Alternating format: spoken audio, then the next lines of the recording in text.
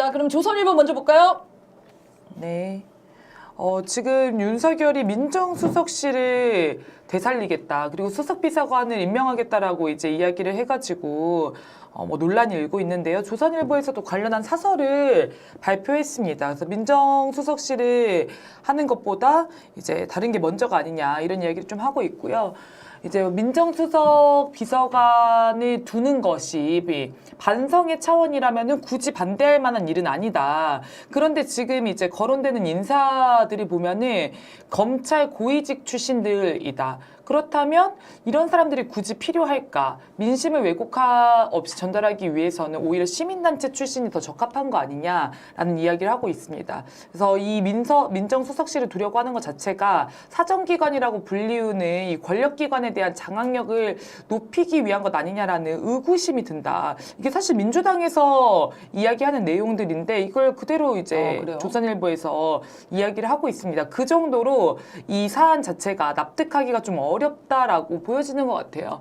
그래서 이제 이 최근에 민정수석실이 폐지되면서 친인척 관리 기능까지 공중에 떠버렸다 얘기를 하면서 대통령 배우자 담당 부속실이 사라졌다라는 거, 그리고 가족과 그 측근들을 감찰하는 특별감찰관이 8년 넘게 빈자리로 남아있다는 거, 이 두 가지를 언급을 하면서 윤석열이 자기 가족 비위를 잘 못 다루고 있다 이런 얘기를 지금 하고 있는 것 같습니다. 그래서 이제 그 틈을 비집고 발생한 건지 모르겠지만 명품 가방 뇌물 사건이다 이렇게 이야기를 하고 있고요. 근데 이제 결론이 좀 이상해요. 그래서 이제 특별감찰관 임명을 하자는 건데 결론이 갑자기 야당이 특별감찰관 후보자를 빨리 추천해라. 해당 문제를 정치적으로 이용할 생각만 하고 있지 않냐 이렇게 갑자기 욕을 하고 나섭니다. 그래서 저도 보면서 좀 혼란한 거예요. 이게 민주당이 추천을 하지 않아가지고 특별감찰관을 못 임명한 건가 이렇게 생각을 했는데 대통령이 임명을 하면 됩니다.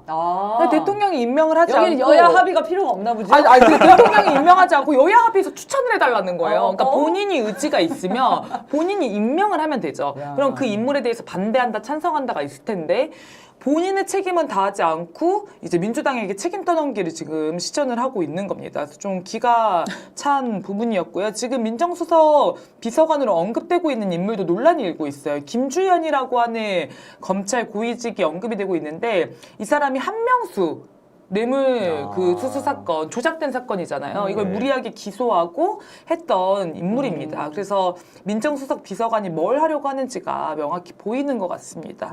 네, 그럼 그 다음 사설 넘겨주시면요. 네, 여야 합의 요구하는 국회의장의 린치 가하는 친명 돌격대. 자극적인 워딩들은 다 갖다 썼는데. 네, 조선일보의 필력도 나날이 좀 성장하는 것 같아요. 근데 저희가 그런 얘기 하잖아요. 조선일보가 까기 시작하면 잘하고 있는 거고, 조선일보가 보호하면 잘못하는 거다. 이렇게 얘기를 했는데, 조선일보가 김진표를 구하기에 나섰습니다. 그래서 우리는 김진표를 이제 까줘야 된다 이런 걸 느낄 수 있고요. 그래서 이제 뭐 관련한 내용은 김진표에 대해서 뭐 규탄했던 민주당 의원들을 한 명 한 명 언급하면서 이제 뭐 비난하는 이런 목소리를 내고 있고요. 민주당이 지금 입법 폭주를 하고 있고 여기에 동조하지 않으면은 민주당 출신의 수장도 동네 북취급을 한다 이렇게 얘기를 하고 있습니다. 네, 그러면서 이제 민주당을 이재명 당이라고 해도 과언이 아니다. 누가 의장이 되든 이 극성 지지층의 눈치를 볼 수밖에 없고 의장이 협치와 중재의 노력마저 팽개치면 국회가 전쟁터가 된다. 그래서 이제 차기 국회에서는 반민주 폭주가 벌어질 것이다 이렇게 예측을 하고 있습니다. 반대 아닌가요? 민주 폭주 아닌가요? 민주 폭주? 민주주의 폭주를 경험하셔야 될 것 같아요. 민주주의를 위한 폭주 기관차들이 출발하게 될 건데요. 사실 국민들의 목소리를 귀담아 듣고 눈치를 보는 것은 국회라면 응당해야 하는 일 아닙니까? 눈치를 보는 것 자체가 문제라고 할 수도 없는 것이고 지금 이제 조선일보에서 계속 주문하는 것이 협치와 중재, 뭐 합의 이런 것들이 계속 주문하고 있는데 눈여겨봐야겠습니다. 이런 주장들이 결국은 조선일보와 적폐 세력이 원하는 것이다 이렇게 할 수 있고요. 네. 지금 그 최상병 특검 안건으로 올라갔네요. 올라가는 거를 지금 추가 상정하는 거를 투표하고 있습니다. 지금 댓글에 진표야 여행 잘 갔다 오라고. 우리 일 잘하는 사람들은 칭찬해요. 진표로 이제 갔다 오세요, 남편이. 할 게 다 끝나셨네. 진표 씨 해외 순방 가시나요? 아, 민주당이 잘했어요. 이게 네. 민주당이 강력하게 이렇게 하라는 겁니다. 강력하게 이렇게 밀어붙이면서 김진표가 사실은 진짜 올릴 생각이 없었을 겁니다. 근데 진짜 강력하게 민심을 받들고 나갔기 때문에 저는 가능했다고 보고요. 이거는 너무 잘했다고 네. 통과를 시켰습니다. 또 자, 국민분들께서 또 김진표를 압박하는데 앞장서지 않으셨습니까? 네네네, 그렇죠. 페이스북 같은데 댓글 다시면서 임기도 다 끝났는데 왜 국회의장 노릇하냐. 롤이 그만해라. 아까 말했던 린치. 조선일보가 린치라고 규정한 이런 김진표 압박 투쟁을 잘했기 때문에 또 네. 성과 있게 된 것 같습니다. 아, 네, 중요한 법안들이 잘 처리가 되길 바랍니다. 자, 그러면 저희는 이어서 방송을 하겠습니다. 네. 그리고 김대중 그 조선일보에서 유명한 그 필진 중에 한 명이죠. 김대중 칼럼 윤 대통령을 다시 주목한다라고 하는 건데 좀 재밌어서 가지고 왔습니다. 네, 넘겨주십시오. 4.10 총선에서 이 대패가 주는 메시지가 뭐냐, 뭐라고 막 고민하다가 만일 우리가 내각질하면 윤 정권은 그날로 퇴진했어야 한다. 그러니까 조선일보에서도 이 사안과 민심이 이 정도 사안이라고 느끼고 있는 것 같아요. 조선일보 내각제파인가 봐요. 그리고 은근히 속네요. 은근히 내각제를 띄우는 그런 느낌이 들어. 약간 그쵸. 자연스럽게 스며들어왔는데요. 그쵸, 대통령제에 반대하는. 좀 교묘합니다, 진짜. 네. 네, 그래서 이제 윤석열이 세 가지 측면에서 앞으로 3년을 버티기가 힘들 것이다. 3년까지 버티기 힘든 걸 얘기하고 있어요. 첫 번째는 이제 야당이 윤석열이 잘 되게 협조할 리가 없다는 것이고, 두 번째 넘겨주십시오.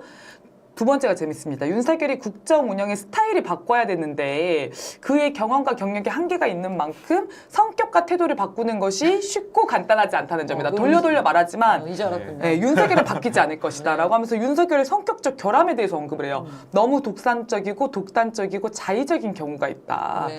네, 그리고 세 번째 위기에서는 윤석열의 국제적 위상이 하락했다라고 하는 것을 분석했더라고요. 그래서 국제사회가 윤석열이 사실상 레임덕 대통령 취급을 할 것이었기 때문에 발언권 자체가 상대적으로 위축될 수밖에 없다. 이 세 가지가 지금 앞으로 향후 윤석열 정권을 어떻게 무너뜨릴까의 그 방향과도 네, 좀 여기까지는 일맥상통하는 게 이제 아닌가. 윤석열이 탄핵돼야 되는 이유를 설명한 것 같아요. 네, 근데 어떻게 그래서- 마무리를 하나요? 너무 궁금한데요? 이걸 어떻게 마무리 지을 생각일까? 네, 그래서 이런 위기를 이겨내지 못한 윤석열의 불통과 무능 앞에서 입을 다물 수가 없다. 마지막 막 문단까지인데 지금? 네, 그래서 막 굉장히 뭔가 입장이 비슷하게 가나 싶었는데 마지막 넘겨주십시오.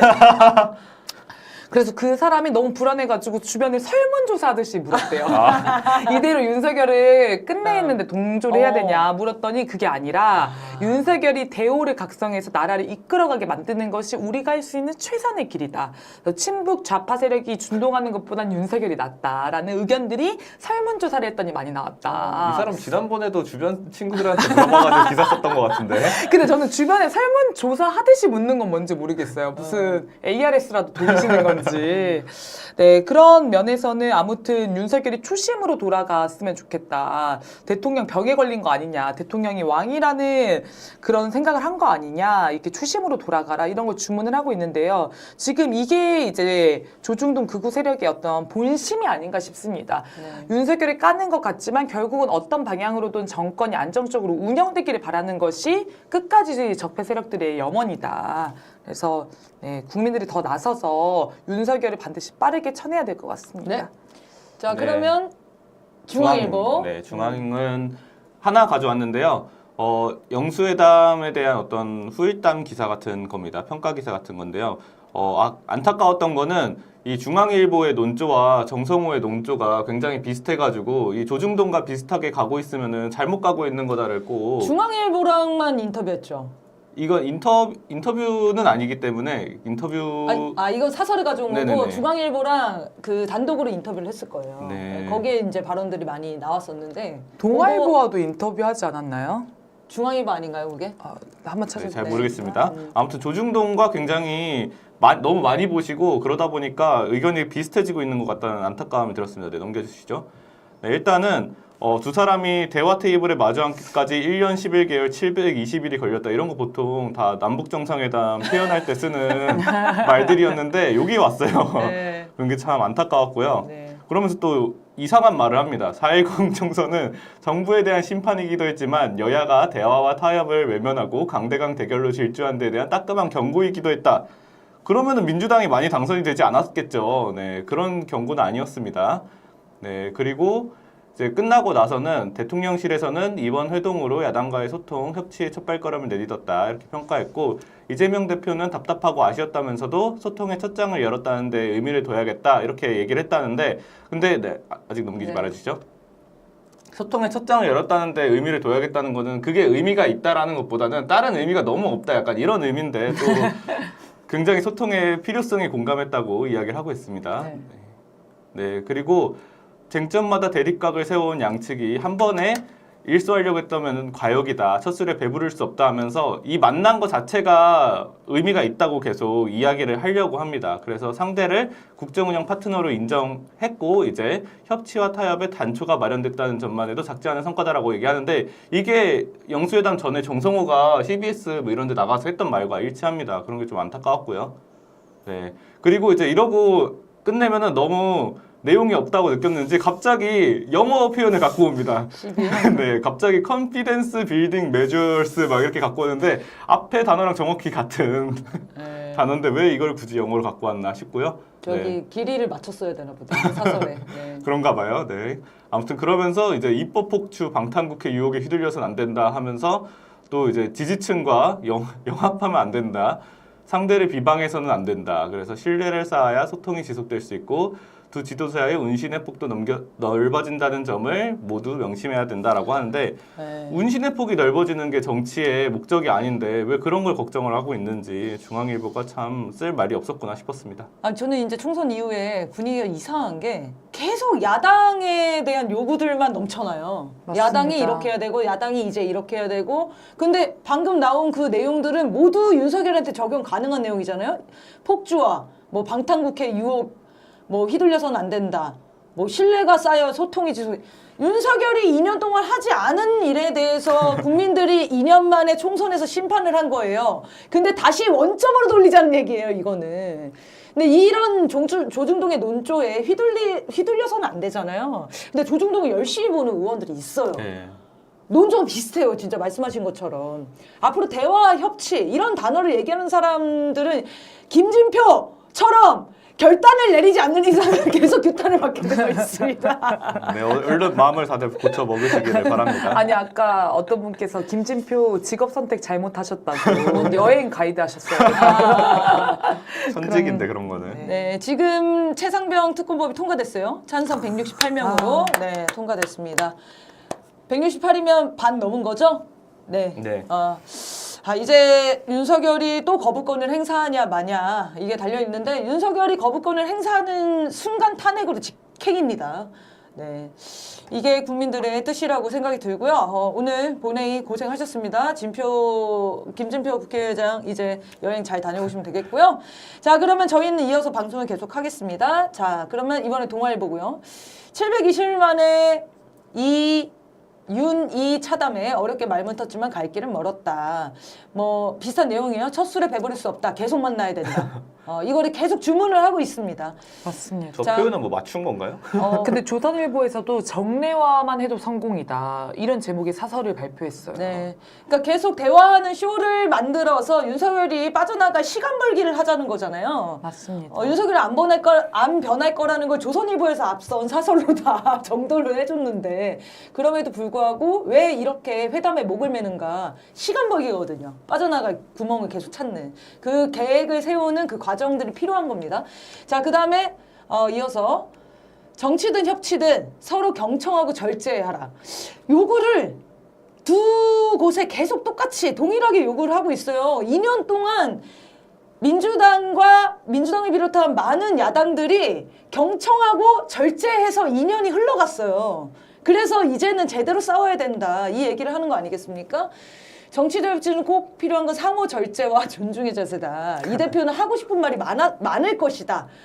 상대방의 말을 경청하고 때로는 이해하고 양보할 수 있는 성숙함을 보여줘야 한다. 이거 보십시오. 계속 이재명 대표한테 요구를 해요. 아니 근데 이재명 대표보다 윤석열이 말을 많이 하지 않았습니까? 그러니까요. 85%를 윤석열이 말했다는 거잖아요. 일장 연설을 했는데 이런 요구는 윤석열에게 해야 되는 거 아닙니까? 네, 그리고- 성숙함이 없는 거잖아요. 마지막에 보세요. 민심에 따르고 민생을 챙기는 이 외의 사안을 오늘만큼 후순위로 밀어두길 바란다. 그것이 대통령다운 길이고 제1대표다운 길이다.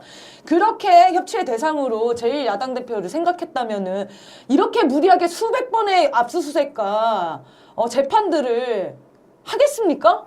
검찰 독재 정권의 민낯을 우리가 2년 동안 확인하지 않았습니까? 근데 뭐 이제 와서 제1야당 대표 같은 대표다운 길을 걸으라고 주문을 하는 거는 어불성설이죠. 네, 그 민생을 안 챙기는 게 윤석열의 지금 행보 아닙니까? 정부 예비비가 역대 이제 쓰인 그 내용을 비교해 보면은 윤석열 정권 들어서서 이제 해외 순방이라든지 용산 대통령실 이전이라든지 이런 데만 예비비가 1순위로 쓰였다는 거예요. 근데 그동안 역대 정부에서 예비비가 쓰인 내역을 보면 코로나19 긴급 지원이라든지 정말 민생과 직결되어 있는 네. 뭐 그런 사안에 정부 예비비가 쓰였는데 이 측면만 보더라도 윤석열 정권은 민생에는 아무 관심이 없고 자기 대통령실 옮기는 거나 해외 나돌아다니는 거 이런 거에만 돈 쓸 궁리하고 있다는 거 아닙니까? 네.